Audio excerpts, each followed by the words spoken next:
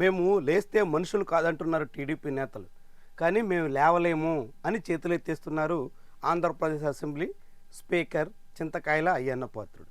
ఆశ్చర్యకరమైనటువంటి వ్యవహారం. అబ్బే ఇంకేముంది, త్వరలోనే జగన్మోహన్ రెడ్డి మీద వేటు పడిపోతుంది అంటూ బయట ప్రకటనలు. జగన్మోహన్ రెడ్డి అనర్హత వేటు ఖాయం అంటూ అనేక మంది ముఖ్యమైనటువంటి నేతలు కూడా వ్యాఖ్యానాలు.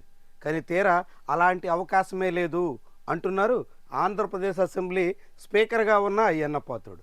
అదేంటి, డిప్యూటీ స్పీకర్ రఘురామకృష్ణరాజు కూడా త్వరలోనే అసెంబ్లీకి రాకపోతే జగన్ మీద వేటేస్తాం అంటూ ప్రకటించారు కదా. ఇదే ఆశ్చర్యం. డిప్యూటీ స్పీకర్ ఒక మాట, స్పీకర్ మరొక మాట అన్నట్టుగా మారుతోంది. గడిచిన ఏడాదిన్నరగా ఆంధ్రప్రదేశ్ అసెంబ్లీలో ప్రతిపక్ష హోదా ఇవ్వలేదు అనే కారణంతో వైఎస్ఆర్సీపీ సభకు డుమ్మా కొట్టేస్తుంది. 11 మంది ఎమ్మెల్యేలు మాత్రమే ఉన్నారు, 10% లేకుండా ప్రతిపక్ష హోదా ఉండదు అంటోంది పాలకపక్షం. దీంతో ఈ వ్యవహారం ఏడాదిన్నరగా నాంతోంది.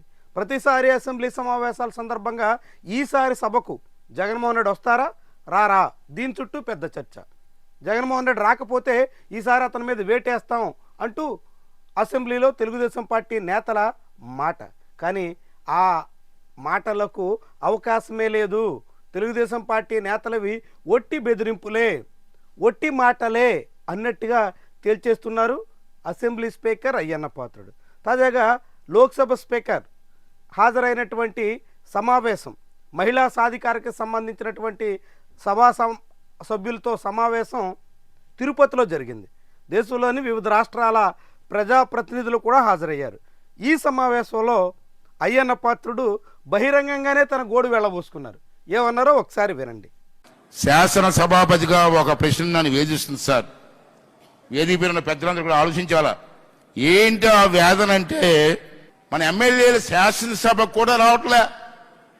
ప్రజలు ఎన్నుకొని మా సమస్యలు పరిష్కారం చేయండి మహాప్రభు అని చెప్పి మనకు ఓట్లేస్తే అసెంబ్లీకి రారా అండి? రారా? ఎక్కడో బయట మాట్లాడే బదులు అసెంబ్లీలో మీరు మాట్లాడవచ్చు కదా. మీ ప్రజా సమస్యలు పరిష్కారం చేయడం కోసం ప్రభుత్వం దృష్టికి తేవచ్చు కదా, ఎందుకు రావట్లేదు అన్నది స్పీకర్ గారు, వేదిక మీద పెద్దలందరూ కూడా పరిశీలించవలసిన అవసరం ఉంది సార్. ప్రభుత్వ ఉద్యోగి రాకపోతే సస్పెండ్ చేస్తున్నారు, ఎమ్మెల్యేలకు లేదా అండి?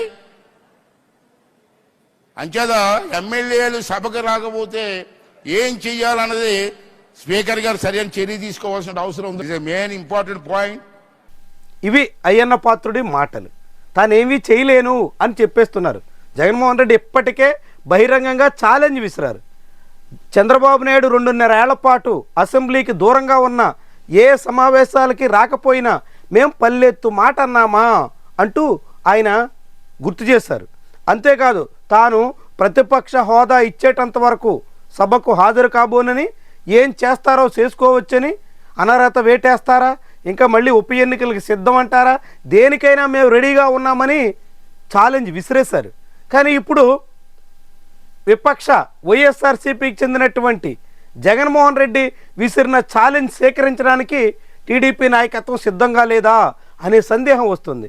అయ్యన్న పాత్రుడి మాటలు వింటుంటే ఇప్పుడు జగన్మోహన్ రెడ్డి మీద 50 రోజులు నిండితే వేటు పడుతుంది, 60 రోజులు పూర్తి కాగానే అతన్ని అనర్హత వేటేస్తారు, 100 రోజులు పూర్తయితే ఆయన్ని సభకు రాకుండా ఇక ఎన్నటికీ సభలో అడుగు పెట్టకుండా చేసేస్తారంటూ తెలుగుదేశం పార్టీ నేతలు, టీడీపీ అనుకూల మీడియాలో సాగుతున్న ప్రచారం అంతా ఒట్టి డొల్లైనా అనే అనుమానం కలుగుతుంది. ఎందుకంటే సభకు రానటువంటి వాళ్ళ మీద సస్పెన్షన్ వేటు వేయలేమా అని అయ్యన్న పాత్రుడు అడుగుతున్నారు. సస్పెన్షన్ వేటు వేసే అవకాశం ఉండాలి అని వేడుకుంటున్నారు.